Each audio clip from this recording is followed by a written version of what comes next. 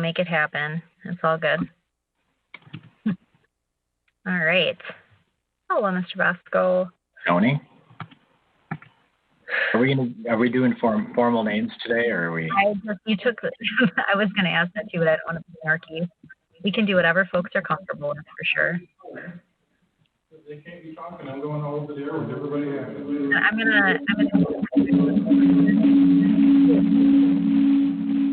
Maybe we better all mute.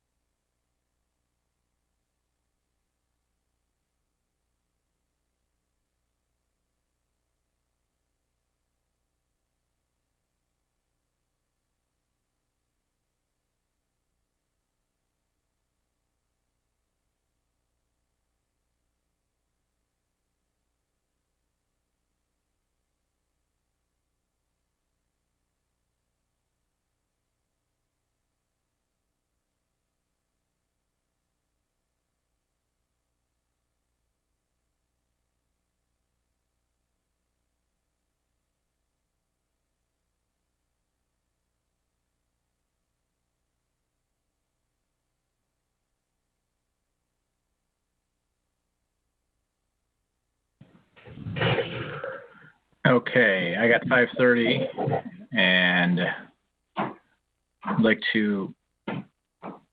Okay, and Dean says we can start. He said he was recording earlier, so I think we're good to go.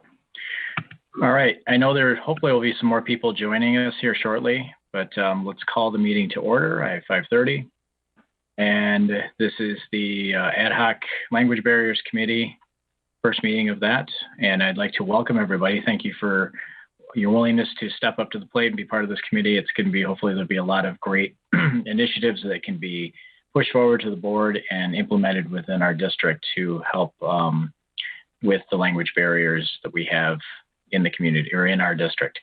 To get started with, what I'd like to do is actually have everybody go around, and I'll just kind of introduce myself, and then we'll go around from there. And I guess I'm going to use my screen, and so I'll pick you out here as we go through this. And if others join, I'll point them out as well. My name is John Wong. I am the chairman of the Planning and Budget Committee.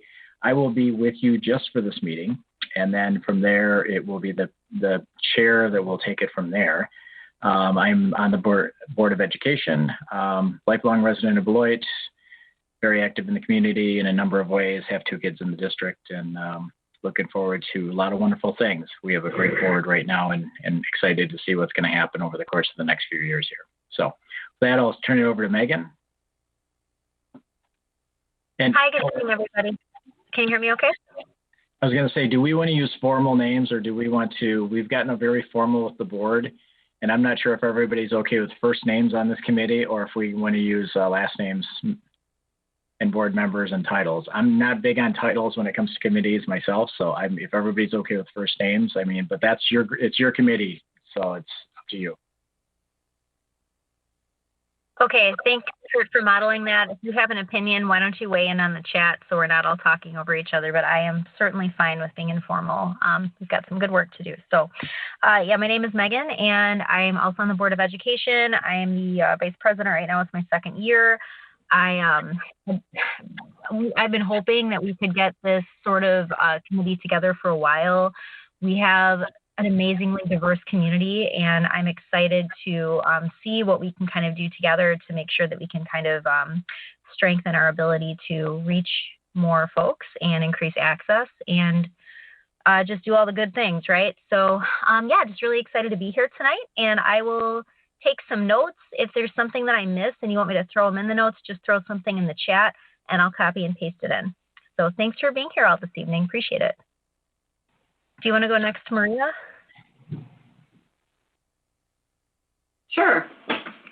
Hello, everyone. I'm Maria Delgado. I am also a school district board member.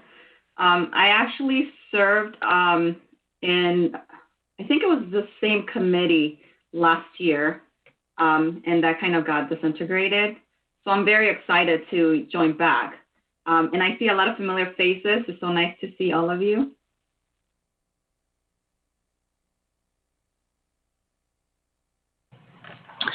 Why don't we, I'll pick out the next person, and then after that, each person can choose the next person to go. So Evelyn, why don't you go next? That's why. Okay, my name is Evelyn Galindo, and I am a teacher at Beloit Memorial High School. My personal interest in being a part of this is just working with a lot of the Latino population at Beloit Memorial, and just I've noticed right away a lot of the disconnection and a lot of the just the support that we could give their families. And so I was really encouraged that this committee was starting, and I'm excited to do this work.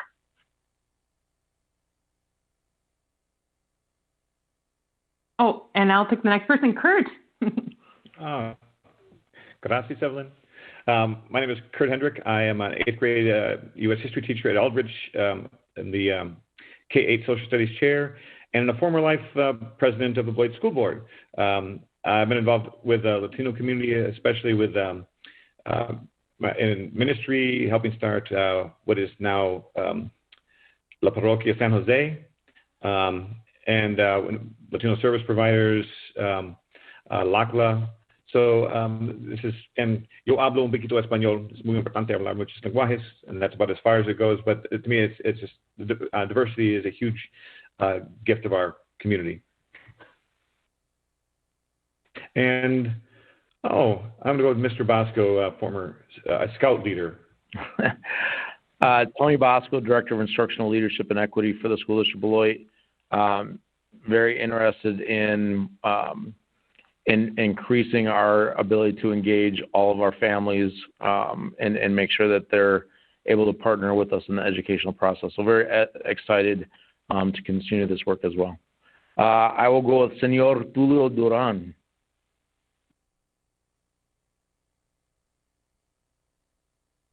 You're on mute, Tulio. You have to unmute. The first one was practice. My name is Tulio Duran, and I work as a bilingual family support specialist. I've been in this position for 2 years, but having worked with the Latino Hispanic family for many years. And I would like to see how I can contribute and learn more about our families.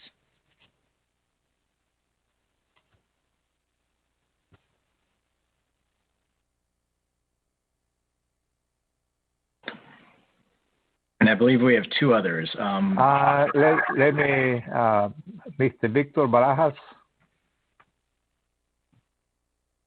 Yeah, hello everyone. My name is Victor Barajas. Well, I found this information in Facebook. Actually, I came to the U.S. 2 years ago. I started a class in Beloit Public Library. So I was looking for volunteer activity when I saw this ad on Facebook. I actually am taking class in Rock Valley College, academic English program, because I'm working to improve my English. So when I saw this ad, I just right to see what it's about, because actually, well, I'm not very well, I don't know what is exactly the work that you do. So I'm here if you need help. So I'm available. Well, I think that's all I can say. And the next person, I just moved, and I'm not sure who's the next person. I would be either Maria Zaninga or Crystal, I believe. One of you two, could you please just introduce yourself and tell us a little bit about yourself and why you want to be involved in this committee? So hi, I'm Crystal. I am the Bilingual Homeschool Liaison for Merrill and Gaston Elementary. I've been with the district for about 4 years. So I'm really excited to just trying to find or figure out new ways to help out our community. And this is my first meeting for this committee, so I'm really just excited to learn more about it.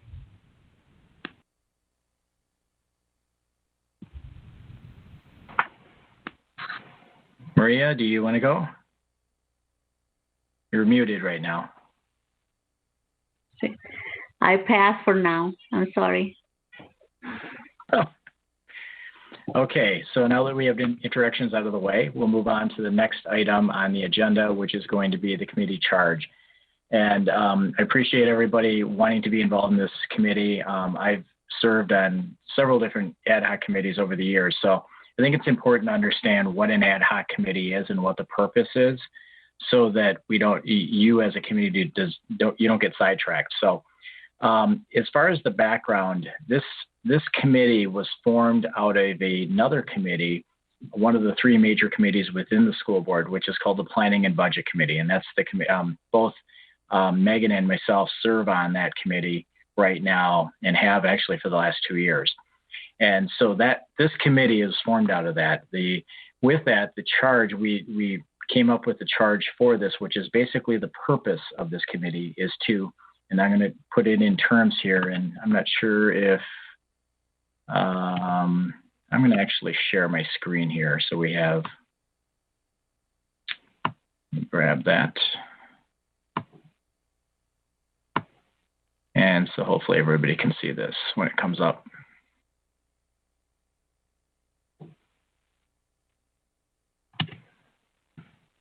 Can everyone see my screen now, or? Yes. Okay. So this is the agenda. This is on board docs.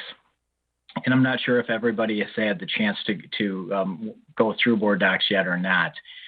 That's something I think over probably the course of this committee, you will learn a little bit more about the websites, how to navigate around. I think it'll be very important, not only for your committee, but also for people that are going to need assistance with the school district. So board docs is the platform that we use to provide all of our agenda items, all of our meeting information for the entire district.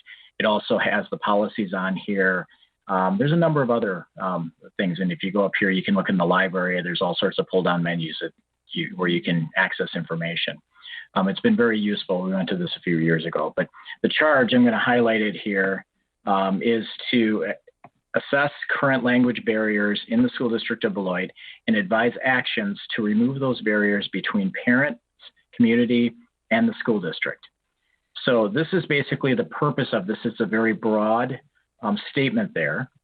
And I want to actually go into a little bit about ad hoc committees in general, because this is something, as I was thinking about it and knowing that I was just going to introduce myself and get the meeting started here, one thing that I found when I worked in my first few ad hoc committees was just a lack of understanding of really what the purpose was for the ad hoc committee. So what I did here was I provided, sharing with you on the screen, the purpose of the ad hoc committee. And these committees are generally formed from either the Board of Education or a standing committee, in this case, Planning and Budget. And there's basic principles that we're looking to follow here. And it states here that the advisory committee should be appointed only when there is a definitive function to be formed. In this case, language barrier. That's what we're trying to overcome here or help out with. The function, this function should be indicated to the committee in writing, which we've already done, when it is appointed, and shall be expanded on at the direction of the board or standing committee that appoints the ad hoc committee with the board approval. So the purpose of this group is to come up with ideas, and that's what it'll get into here.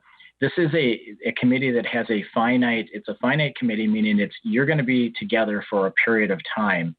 And I hope I'm not going to get too much into my next area, which is getting into service and timeline.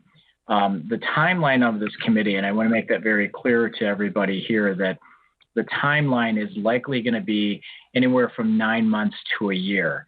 I know I served on one of the committees a few years ago that lasted almost a year and a half before we were disbanded. The last committee I was on, we were together for less than a year. So it depends upon the purpose and the work of the committee itself. So hopefully you're getting lots of good work done. As far as the meetings go, that will be up to you as a group.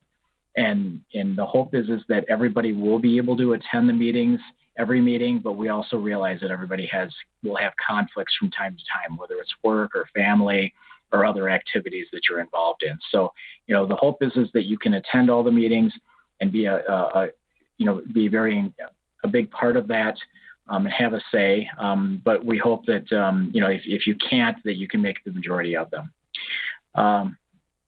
The board here, number 3, it says the board ad hoc advisory committee should be broadly representative. However, the ad hoc committee is appointed by a standing committee of the board, may be representative of a very specific group of individuals. We're looking here, we're trying to get as broad as we want to, but of course we want representation from the Latino community, which we certainly have, and we appreciate you stepping forward, all of you. It says recommendations should be based on fact, research and fact. Recommendations should be considered advisory to the board or standing committees. And then eventually the Board of Education will dismiss the ad hoc committee after hearing final recommendations. So the goal should be that this committee comes up with, over the period of time, with specific goals and objectives as far as what they want, and there might be initiatives. And these will be items that will be brought to the full Board of Education for implementation or approval. So let's see here. I'm going to move in. I'm kind of moving along here to 2C on the agenda. And this gets into the relationship and the resources provided. It states here, the committee's function is to be an advisory committee to the Planning and Budget Committee, as I had mentioned before. Language Barriers Committee will use information it is given, study information it gathers, review data, to formulate recommendations to the Planning and Budget Committee and eventually to the Board of Education on specific charge or tasks given. And so far, any questions? Does anyone have any questions regarding what I've gone over so far?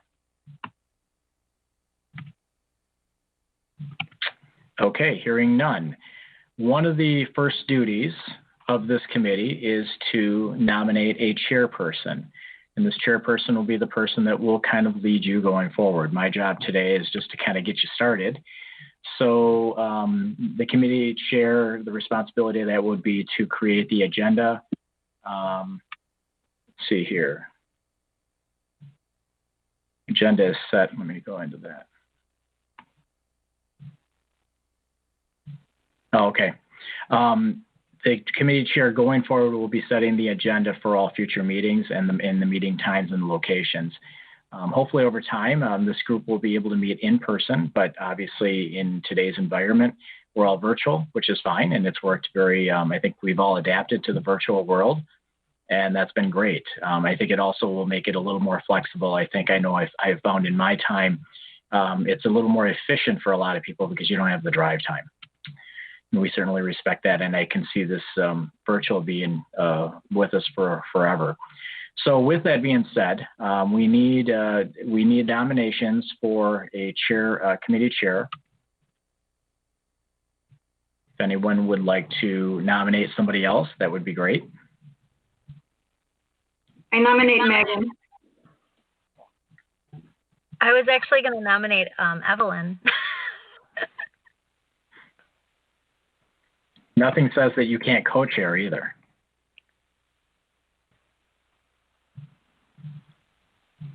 I see a second on Evelyn. Well, thank you. So Evelyn, would you do you accept that nomination? Yeah. I should say, first of all, or Megan, do you accept the nomination, or do you? I will be happy to support Evelyn, but I think Evelyn, if you're cool flying solo, we've got your back.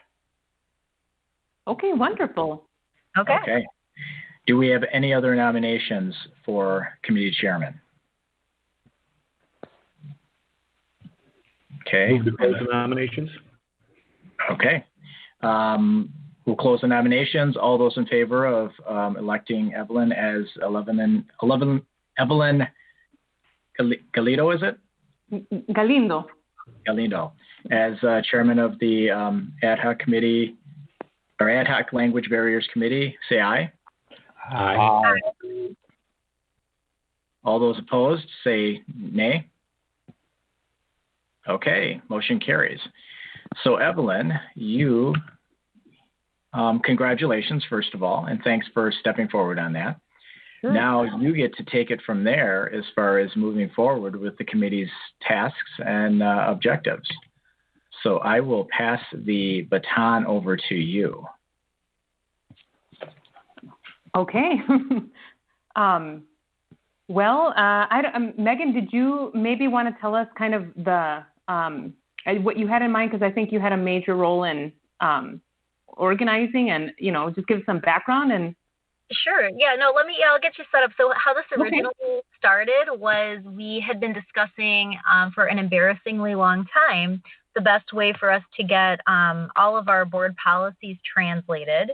And we had some very passionate and committed community members speak at several of our board meetings and public comment, asking for some kind of a mechanism like this ad hoc for folks to get together and work through that process. So I do hope that part of what we accomplish in our ad hoc is a way to prioritize how we can most efficiently and cost effectively translate all of our board policies and district information into Spanish.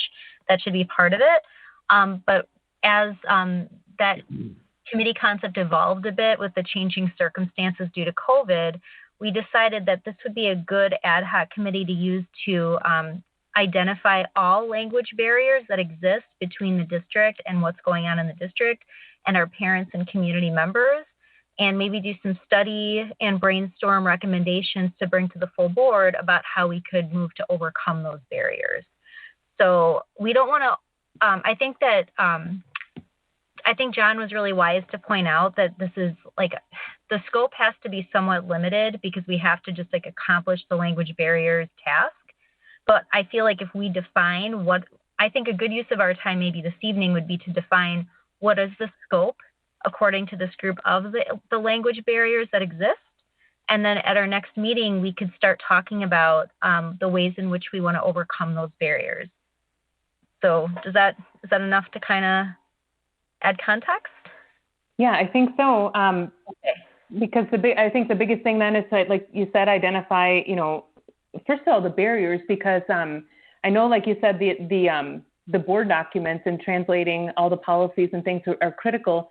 But at the same time, I'm not sure if there are other maybe urgent barriers that need to be addressed, because I think a lot of families, like even our English-speaking families, I'm not sure how often they access the board documents. Like maybe we could try to define really what is critical, what is keeping our families, outside, and how to find that data in a way that's meaningful, because other than just personal experience, it's, there's got to be a way that we can tap into finding out what the barriers are. Maybe research that we can do, or some kind of polling families might be another way. I'm not really sure.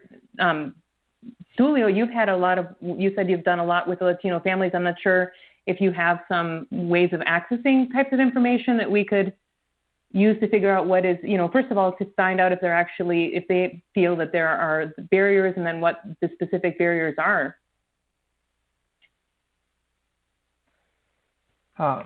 Yes, there are a lot of barriers. Like for the last 2 weeks that we are doing registration and enrollment and helping family, with being some kind of facilitator between the family and the tech department.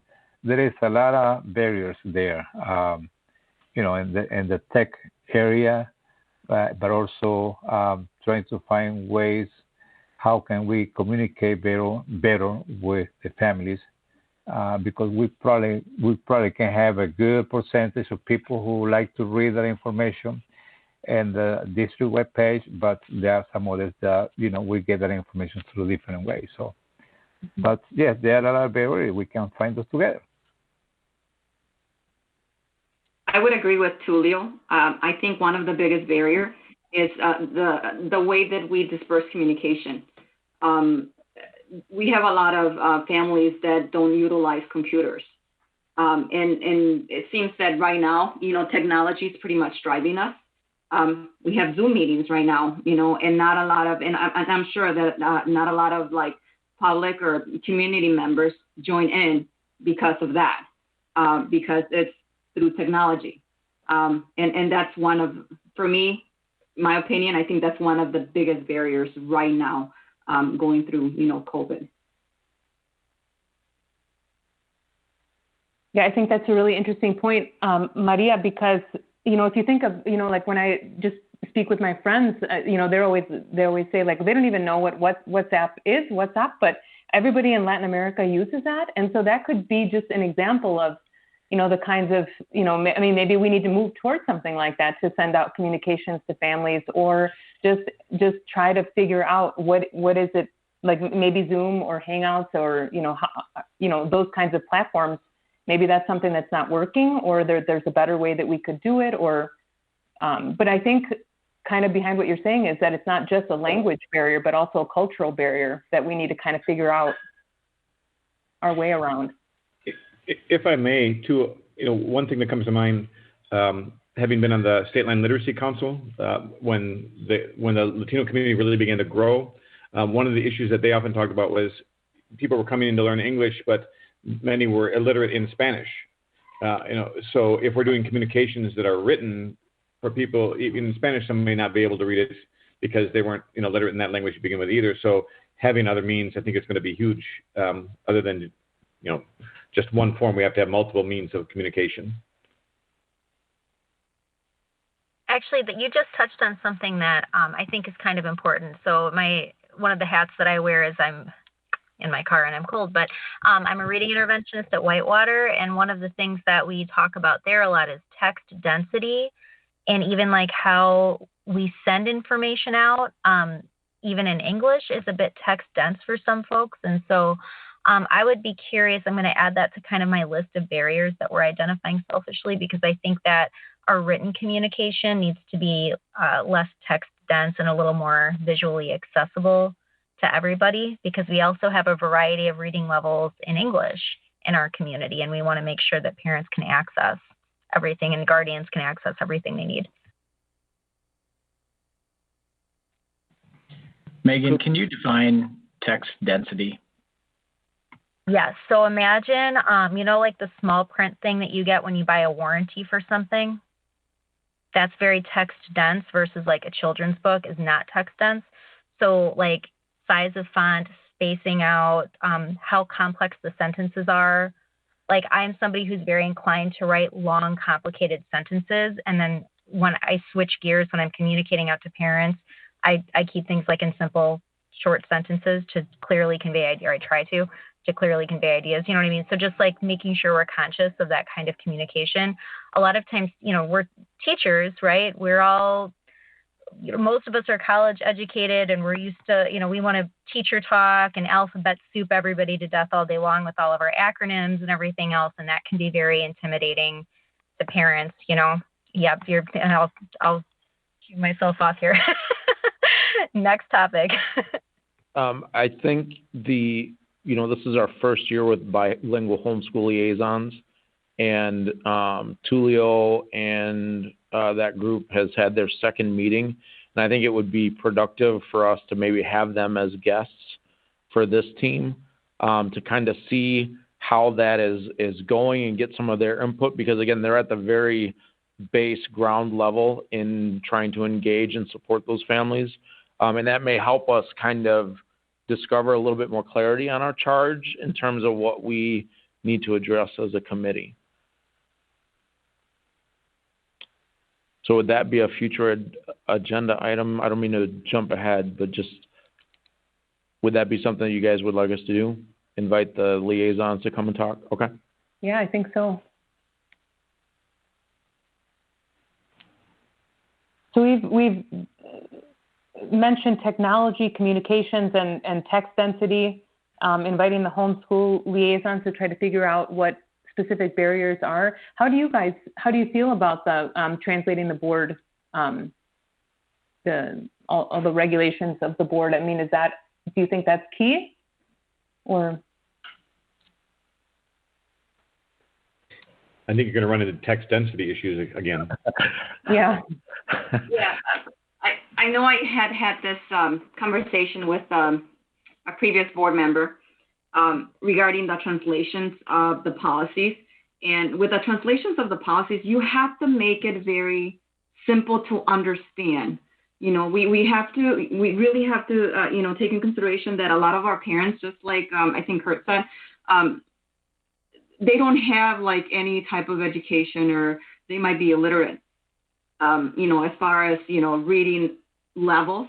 I face that a lot, even in my place of employment, where our letters are translated in a very high level, where they don't understand. And even if they're in Spanish, we still get the calls because they don't understand it. It's like written in a very different language than what they understand. So they do have to be in a very simple way to understand. They have to be written simple.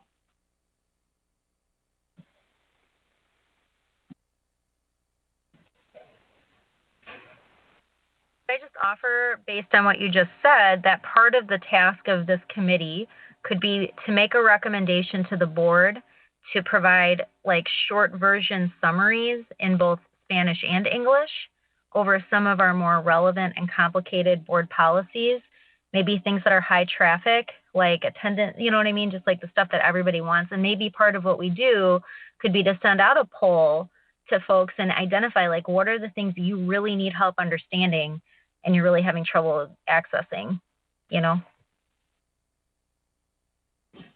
I like that idea, Megan. I think just having like simple, like a summary of the policy and not necessarily translating the whole policy word by word, I think it would help a lot.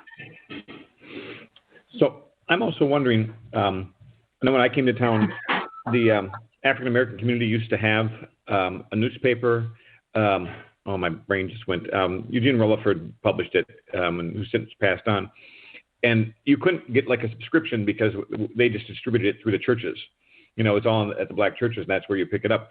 But we have a lot of Spanish-speaking churches, places like that where people congregate. Maybe those would be places to try and disperse information like that.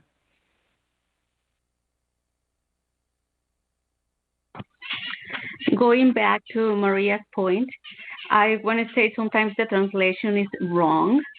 You cannot really understand what it's saying in Spanish, and sometimes we even ask to do it in English because we understand better in English than in Spanish because the grammar is really wrong.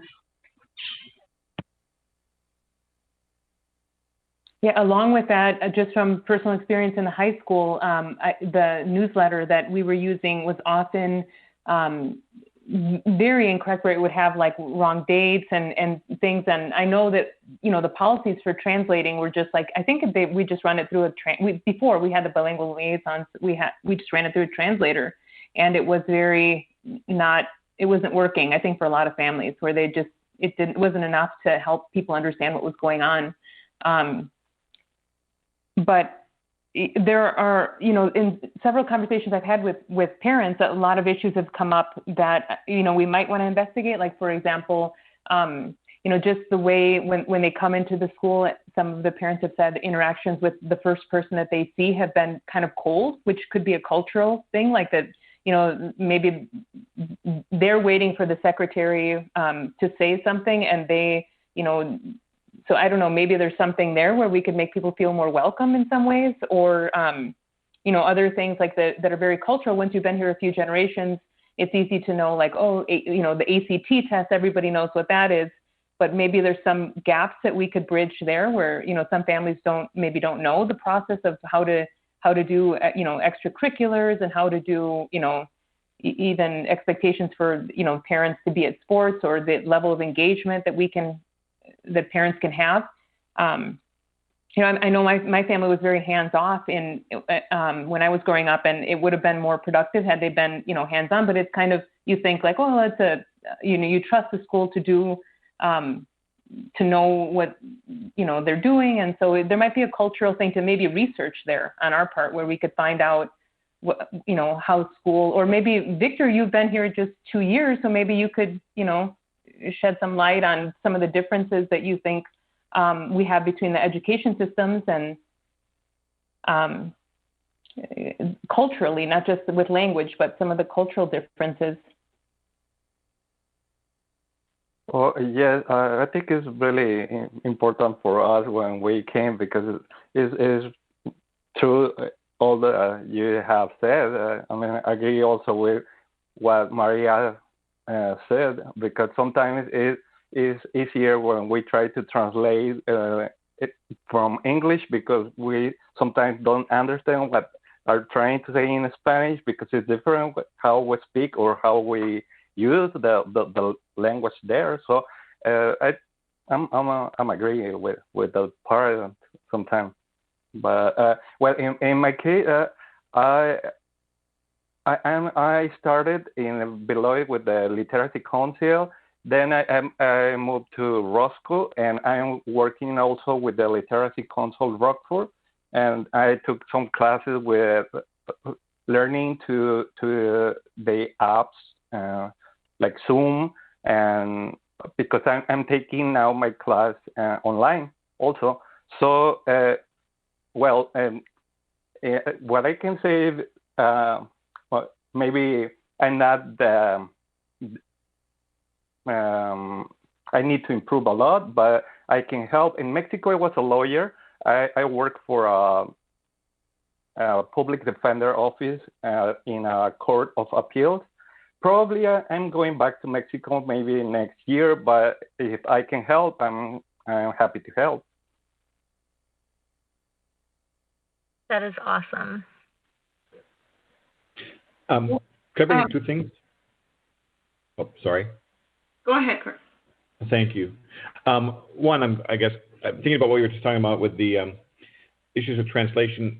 I think this is going back to what Evelyn said early on about barriers that aren't just for people with language, but in general that going from my career as a pastor, one of the things we talk about is how like the way the Bible is translated, it was written in a language which was more like a street Greek, but it's translated by people with PhDs for people with PhDs. And the way we write letters that go out to parents, I think, are often much higher than one would expect because the people who write them come from that. So maybe we need to be very intentional with everything about that level. And then along the lines, too, of the you're talking about barriers of people being hesitant, and some could be culture, but also when I was on the census committee, we were talking that probably 80% of the Latino community in Beloit was undocumented. And in this atmosphere right now, I think that creates even greater hesitancy in trying to seek out information. And I think we need to be aware of that and look at how we can, overcome that.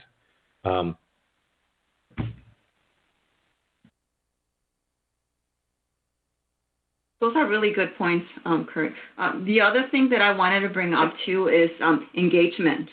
I think in our community, currently in our Hispanic community, it's really hard to get engaged, members. I know Tulio does a lot of classes, and I'm sure he's taking notes right now on what Evelyn said, on different topics that, can be taught. And I would like to hear from Tulio, what is the engagement level of the Hispanic community? I mean, do you feel that you have pretty good success with the classes that you provide to our Hispanic community? Because I know I've been in numerous of different committees, and that's one of the things. We lack engagement. So I think that should be, another thing that should be on our priority goals. How do we get our Hispanic community to be engaged, in what we're trying to do? Because I think it's very important to get their perspective, on what we're trying to accomplish. But we need to have an engaged community. Are you asking me? Yes, Tulio. We did last year. We did a monthly presentation that we called Todos Unidos. Tony, myself, and we had also a small group that we call Parents Focus Group. The idea was for the group to help us organize, and when we had those presentations, they would be there to connect with the family.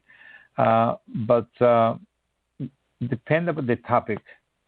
If the topic interesting them, they engage in that topic. We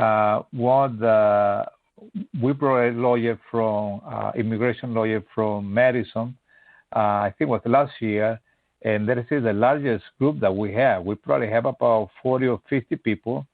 I have those numbers in the office, and we did some kind of survey after that to see how do they like it.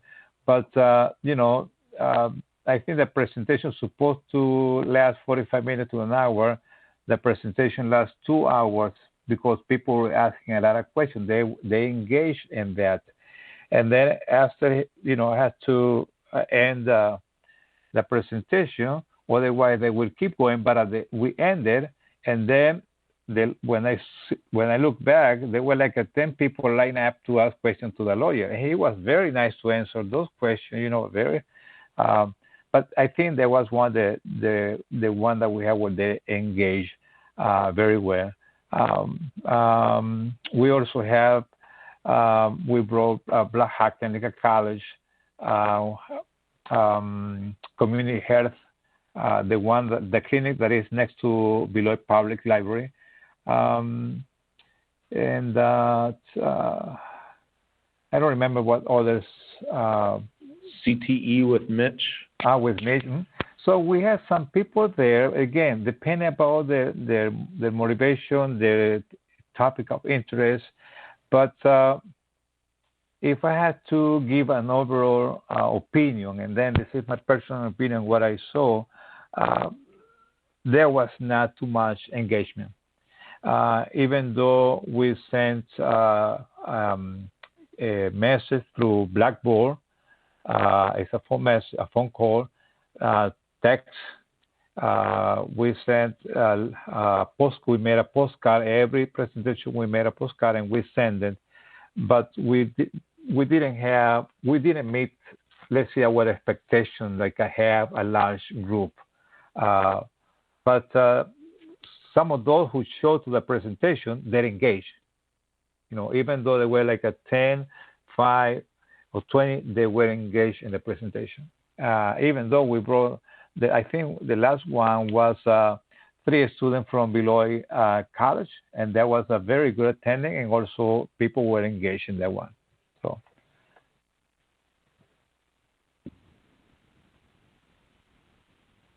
I think part of the thing with the problem with engagement, and just Tulio, as you were talking, I was reflecting on what Kurt said about the percentage of undocumented, and I didn't realize it was 80%. That's incredible. But part of it might be trying to figure out from families what they feel is the role of school, or what the potential, for some families, if they don't feel that college is a realistic option, that might shape how engaged they become. Or, I guess I'm thinking through like how parents might understand the role that school has for their child. And I think that's really critical to try to get a sense of what a lot of those undocumented families potentially feel that the goal is.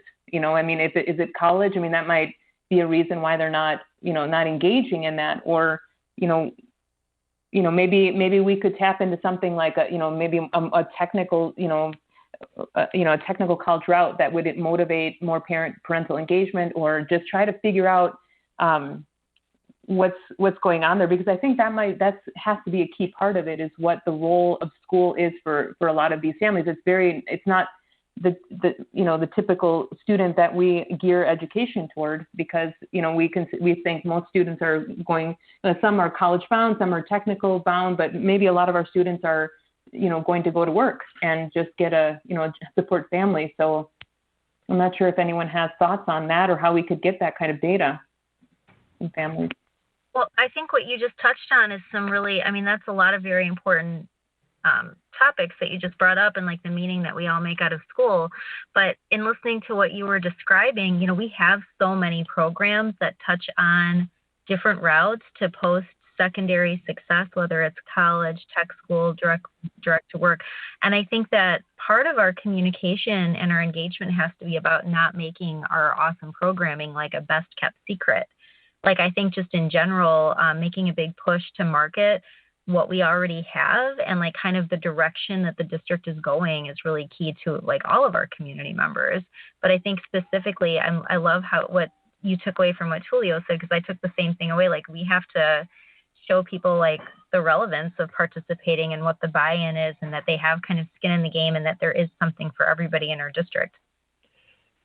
And Megan, I think that goes also to that kind of communication for all families, but then creating a text not dense version right, that's translated into Spanish, that's in the hands of our bilingual homeschool liaison. So as they're engaging families, they're giving that information out, walking through it with those families, and at the very earliest levels, because that's something else that when we have those conversations, even the career technology education idea and walking them down through the CTE area, their eyes were just ginormous because they had never seen, you know, the program options that we have at that level. So I think that's something else as far as communication and, you know, developing some kind of a document that's, you know, for the district that we could, you know, translate into something that is, you know, accessible to those families, talking about access. I was actually going to say something like that, Tony. I am a bilingual liaison. So I do believe that, like, using us to communicate with those parents is a really good idea, especially because, so I've been a bilingual liaison since March when all this started happening. And just for the parents to know that there's someone all the time there that it's able to help them out, it builds a connection, which I think is most important, that relationship between the school and home, and knowing there's someone there who's always going to be there for their, like, answering questions or whatever they need. And so I feel like once that we are able to relay, like, hey, you know, there's this meeting, or there's this, there's that, they're more likely to show up and participate in what we have to send out because of that relationship between the school and the home.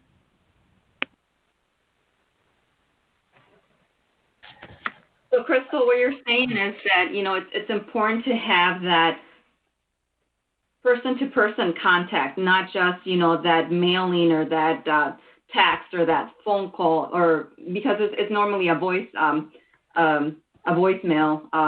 when we get the calls. It's not really a person telling you, hey, we have this available, or there's going to be this meeting, you know, it'd be good for you. So it's that person-to-person contact. Yes, I think that's the most important part, just because I've had messages where if I leave a message or if someone leaves a message to me, they're kind of like not upset but frustrated because this is a new platform, because we're using new learning techniques, we're using all these new things that when I get voicemails, they're frustrated, they've never done this before.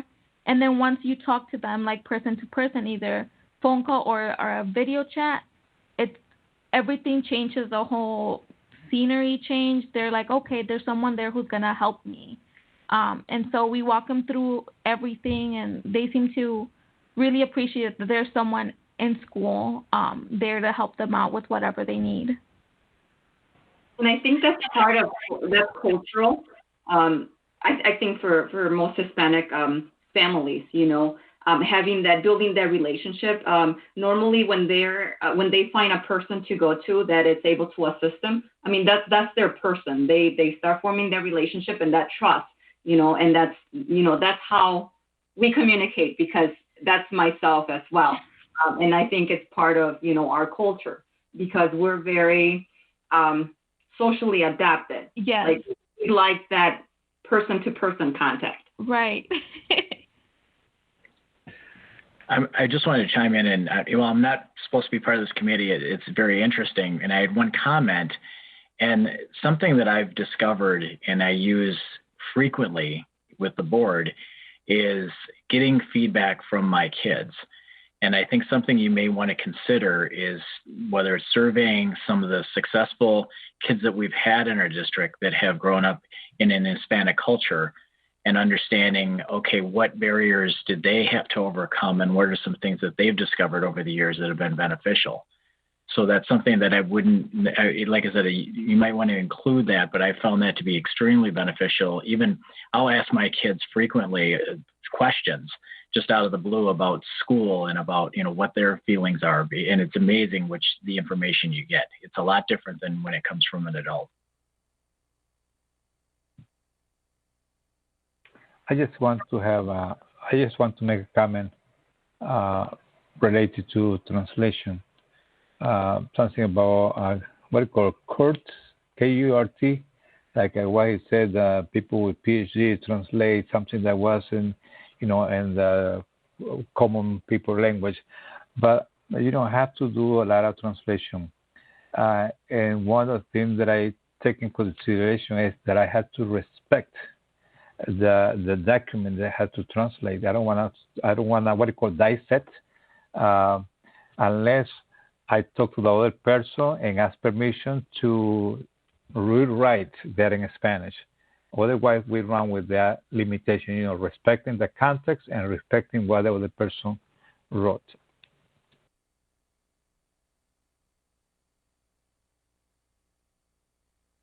I don't know if this goes beyond our scope, but one of the things that came up I think actually it was Tulio a little bit back, was about students and going on to college. And I know one of the issues in Wisconsin is that students who are not citizens do not get in-state tuition. I guess I'm going to use their way. Is that something that goes beyond our scope? Because we're talking language barriers, but if we are education and we want to encourage kids to go, these students go beyond and families supporting that, I don't know if that's something that, I don't know. I guess I don't know how you would address it, but it certainly is a barrier that targets people of a certain language. And since we're about education and want kids to have that, is there any way that, that would be within our scope of at least bringing up in some way? Like as an advocacy role or as an information role? I'm not certain. I'm just thinking that when that came up and saying we're trying to encourage kids to go to college, we encourage them and then they find out that they have to pay way, way more than everybody else that they went to school with, because of the group that they come from. That's an issue. And so I think if we're wanting to communicate about going on to college, how do we either communicate that or even ways to help them advocate for alternatives so that they have that option? One thing that I think would be in our scope would be that there are private scholarships that will pay for children who are undocumented, and they'll be either full ride or partial scholarships, and they're specifically for those groups of kids. And so maybe just putting that one small gesture that we could do that I think that would be within the scope of this committee would be to ask our school counselors and people who create those publications, probably like marketing and communication folks, to include those descriptors on our scholarship information, maybe like to call attention to that, and maybe also to put a piece of information together just to explain to people what you just explained and say that this is the state of the world.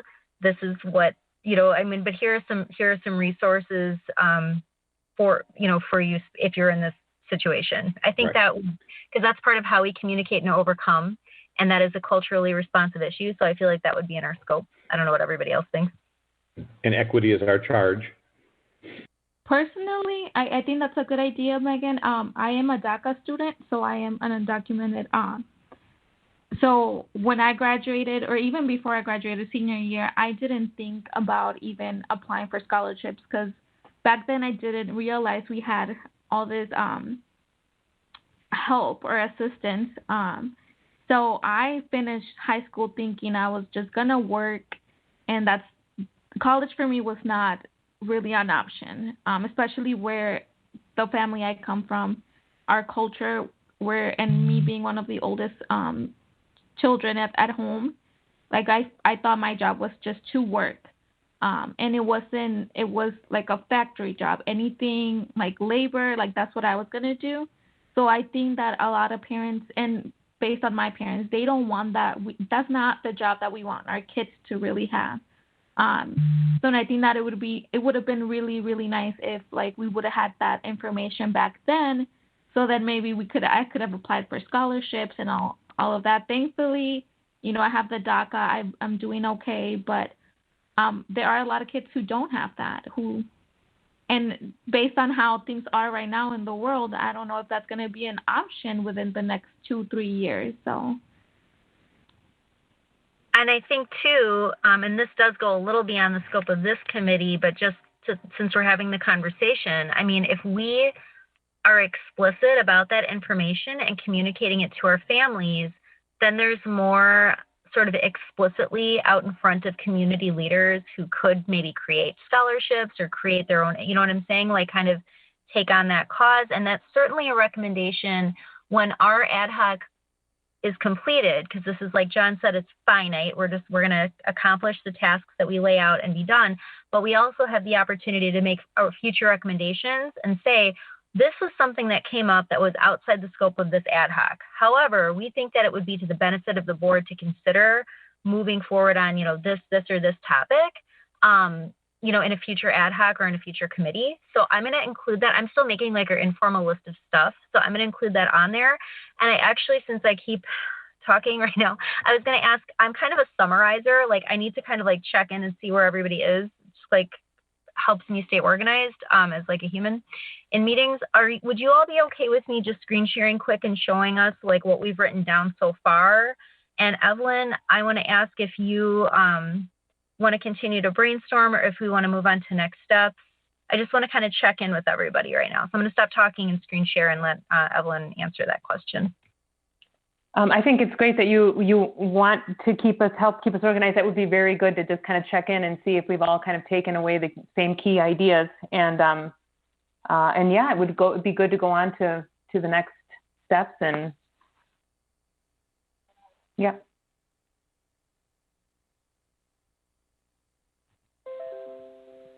Okay, so like just real quick, somebody else can read this out if you want, but I just made and the link to get to this document is in the chat box. If you want to jump on, it should be open to everybody.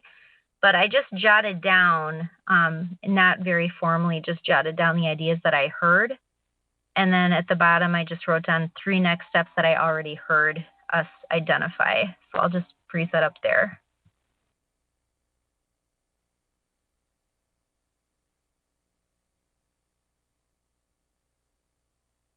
And like anybody can edit this. Like this isn't mine, this is our group's, just to chart our thoughts.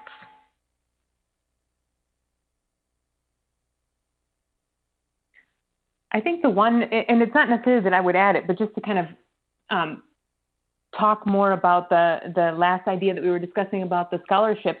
I think that's amazing if we would do something with that. But I also, when I think of scholarships, I think like, well, that's going to hit maybe, the top 3% or 5% of students. And so, but then there's still a lot of students who maybe are, B students or, have other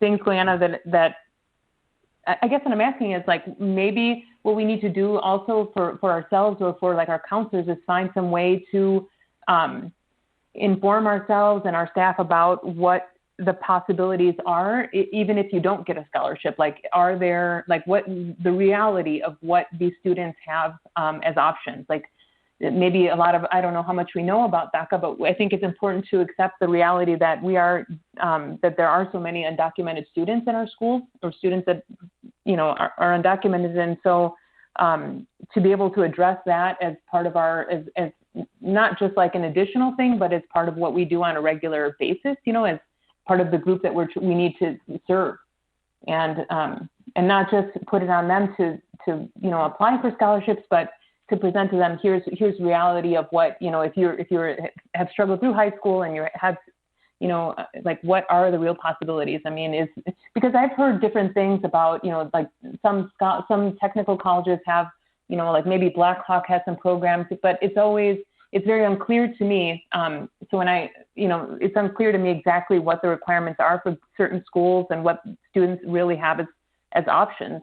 But I think we need to do more in the way of finding that out and helping students navigate that. Because I think that maybe, unless I don't know if scholarships would be available more widely than I'm just assuming, but. This conversation that I'm listening to right now there's a huge grow your own effort here. And what I mean by that, for those that don't understand it, is the community basically embraces and steps in and says, hey, we need welders, we need teachers, we need accountants, whatever it might be. And you get business partners from within the community that step up to the plate. And I think that's something, what I'm hearing is that if there's a demand out there definitely is a demand and a need for a lot of workers, but a lot of it is connecting those people with the children or the families to say, hey, there's some apprenticeship programs that are available. And I think that, if there's better communication that is done throughout the community, and maybe this is, I'm not saying that this committee is going to do that, but there's something, perhaps there's another committee or another partner within the community that can help to develop this. I would like to mention something. I'm not exactly sure what is the level of education or knowledge that our instructors or the people that are having that communication with our students have regarding undocumented aliens, and if their students are undocumented, and what are the things that they can do. So I think within the school district, there needs to be that acknowledgement that we do have students that have that barrier, that they are undocumented, that might have DACA, but might not, and what are their options. But I think we need to start first in educating those people that have that access to talk to the students. I think that's one of the most important things. Have them and provide the resources for them first, so they can then provide those resources for the students or the families. I think that's a great, Maria, I think that's a great suggestion for a PD for all student services counselors, where we had Black Hawk Tech and Beloit College and maybe a UW system school come in and do presentations about how to access the various programs, because typically, as Tulio alluded to earlier, we've tried to provide those opportunities for parents and kids, but I guess maybe we missed the idea to make sure that our own staff understand what those possibilities are. So I think that's a great suggestion. Absolutely. Yeah, and mostly because they do build those relationships, with the students and the families as well. I mean, I know I have the relationships with the teachers of my, my child, and I want them to be able to provide that information to me. If not everyone is going to come and reach out to Tulio or going to reach out to one of the liaison, because maybe they already have that direct relationship with a teacher or with another staff member. But I think all staff members need to be educated on what resources there's available for the students and the families. Somebody said earlier, this is all about equity. So I think something to keep in mind, right, as we brainstorm and as we, it sounds like maybe one of our next steps is going to be to put out a poll. And as we interpret those results to really kind of keep equity in mind, that's absolutely within our scope. And even if it's not something this specific committee can accomplish, because it goes a little beyond language barriers, we can still make those recommendations to the board, et cetera. So I just want to check in. Does everybody had a chance to kind of share? I know we haven't heard from everybody yet. So I guess if you haven't had a chance to share, make sure you do, because all of our ideas are valuable.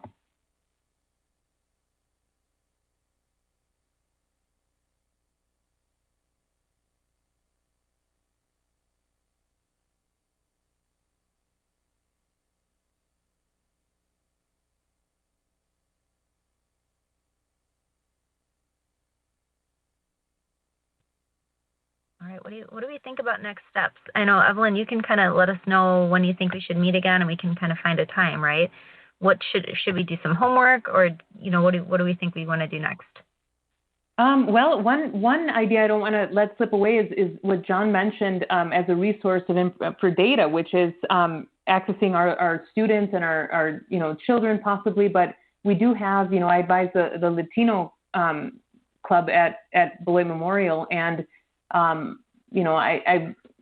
know that a lot of those students would be willing to share, some of the things that have been challenging. But as a way to get data, that would be, I think, John's idea was really could have a lot of rich information for us about how they've navigated our school system, and but also a poll, I think, would be a good way to go. Could we invite your students or a student from your Latino club to our next meeting? And maybe the students could help us write the poll for the students, and we could do we want to develop the poll at the next meeting? I would be so thrilled to have actual students here. Yeah, I know they would be on board, because those girls, they really there's like everyone says, oh, Evelyn, you've done such a nice job with the club, and honestly, all I did is open a space. I just said, you guys can use this room, do what you want to do, and there's 4 girls that have really they just they would be very excited to be a part of it, because they really have they are very great students, and they've been successful, but they also have struggled, and I'm sure they would offer us a lot of information that would be valuable. So yeah, I mean, I think that would be good. And then we can write the poll based, even if they're not directly, I'm not sure if they would help us write the questions, but at least hearing I think it's important to hear student perspectives on and get that information about what barriers they face and what barriers their families have faced would be really valuable. I feel like it would be awesome to at least do the brainstorming for the questions with the students. Yeah. And to me, I thought it was a great idea that you suggested to bring the homeschool liaisons in. Could we invite them as our special guests to help us brainstorm the questions for our adults and our families as well? Absolutely. Would we want a couple of students on this committee? Yes, please. Yeah, I think that'd be great. I think Michelle will probably let us know, but I think that all the official members, it all has to get approved at the board, but they can come and I would just need their names. And Michelle, if you want to jump in, I think it's their names and email addresses we would need. And then we'll just add that to the agenda at the next planning and budget committee, and it'll take 2 seconds to get them approved. So they're all official. That would be great.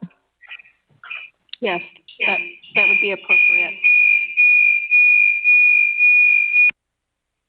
I would also like to nominate an additional district rep. Rosa Maria Lorson is the new biliteracy instructional leadership coordinator, and I'd love for her to be a member of this team as well. So that could wait till next month, but I'd like to do that at some point. Awesome. Yeah, we'll add Rosa Maria to the list. That sounds awesome. So it sounds like, help me understand, because I'm going to make a little note, and I'm out of coffee here, so I need help with my brain. So we are going to, next week, we're going to have a more robust group, and we're going to come up with at least the material for some questions to use to create a poll. Yeah, that sounds good. And what exactly are you envisioning for, would the poll go to families, are you thinking, or to find out barriers? What do you all think? It's our committee. What do we want to do? I was seeing it partly maybe connecting the Latino service providers. I think they operate out of Brother Dutton. So they might have a lot of connections and know ways to help us get that information out. And probably another contact would be to contact the newspaper. Well, they're mostly off of the Facebook, but I think they would be a good partner to distribute information as well. And we could also send a survey out using Blackboard to Spanish-speaking families, if that's another, or maybe that's, perhaps we construct the survey and then have homeschool liaisons do some kind of direct contact with parents to get some input. That might not be a bad idea either. Yeah, better idea, Tony, just so they're more comfortable answering questions and getting that feedback, accurate feedback. Yeah, I think that goes kind of back to what we were saying about the format and how we approach parents and families, and maybe it would be better to have the bilingual liaisons, go through a survey with parents that they've had relationships with versus a poll or a survey format that's kind of colder.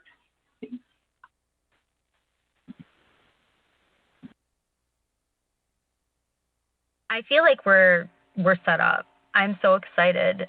So Evelyn, I feel you feel good about making an agenda, and does this time, and I know I don't know if we have football fans, do we want to keep meeting on Thursdays? I don't know. When do we all want to meet? We can establish a regular meeting time and day. I'm fine with whatever. How often do we want to meet? I mean, is it once a month, or how are we going to get this accomplished. I think once a month works. It would give us time to invite people and give them some notice, and yet not let too much time pass, and so that we're not moving on some of these things. Football's not on until after 7, so Thursday's fine. Okay, cool. So are we all good with Thursday at 5:30? I don't have a calendar in front of me, but I will in a moment. Oh wow, my computer is loud. So today's the 10th, so it would be on October the 8th. Does that work for everybody at 5:30? Yep, works for me. Yes.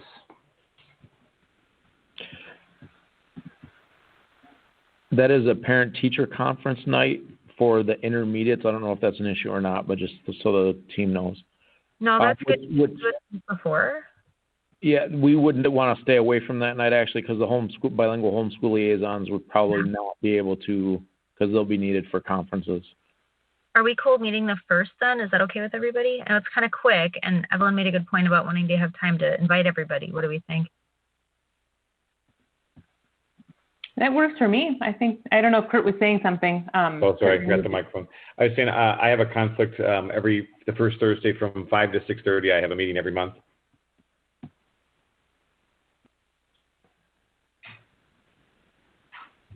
The 15th, okay? Works for me. That looks like it works. Mr. Bosco, does our school district schedule look good for the 15th? No, it looks like that's I think that's elementary conferences. Michelle, would you? Maybe a different day. Yeah, what's a good day like in those 2 weeks, 15th and 15th? What about a Monday? Monday's fine with me. Me too. Any day works. I think so. So how about we stay the week of the 8th, but go on the Monday the 5th? Is that okay? Yeah, football's not until after 7 again.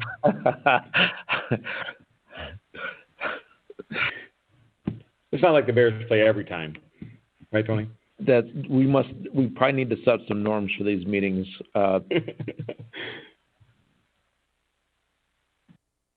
We're doing great. Cool. So Monday, October 5th, and Evelyn, we can touch base with Michelle and knock out an amazing agenda. Is everybody feeling pretty good right now? Yeah, sounds great. Yeah, cool. I feel great too. This is like the best use of a Thursday night ever. Forget football. So do we need a motion? I wish John were still here. I'm not sure. Michelle, do we need to move to adjourn? Or are we just like cool to go? You do not have to have a motion to adjourn. If there's no other business that needs to be done, then Evelyn can just adjourn the meeting. Cool. All right, Evelyn, it's your show. So how do I do that? Just a motion to adjourn or just adjourn?